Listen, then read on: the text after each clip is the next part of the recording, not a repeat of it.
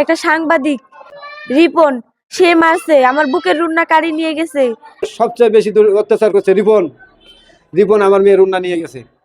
Blackmail করে আমাকে সবসময়, আমার ছবি দিয়ে। আমি যার সাথে রিলেশন করছি সে আমাকে আসি মারছে, তারপর তার আন্টি মারছে, রংপুর থেকে ভাড়া করে নিয়ে আসছে গুন্ডা, তারা মারছে।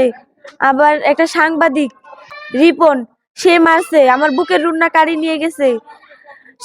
সাংবাদিক ও আমার চুল ধরি, চুলের কাঁকড়া টাকড়া সব ভাঙ্গে দিছে। আমার রুন্না এখনো নিয়ে চলে গেছে, রুন্না দেয় নাই এখনো। আমার গলা টিপি ধরছে কে? ওই সাংবাদিক। গলা ছিঁড়ি টিরি গুস্ত ছিঁড়ি নিছে, নাকে ভুসি দিচ্ছে ওই রিহান। তার মুশারফ আমার গলার উপরে ঠ্যাং তুলে দিছিল। সবাই মারছে ধরি। এই মেডিকেলে আমরা 4 জন আমার রুগী শুয়ে আছে।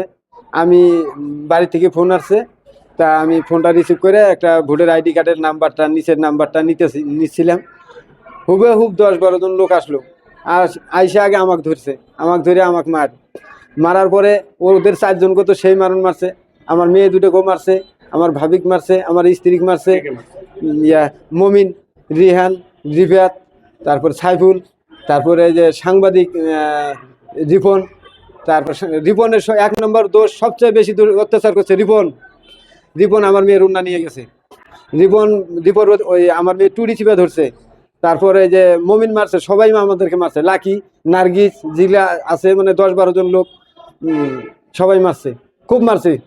আমি এটা একটা বিচার চাই, কঠিন বিচার চাই, সরকারের হোক, প্রশাসনের কাছে হোক। আমার মতো নির্যাতিত যেন আর কোনো গরিব মানুষ হয় না।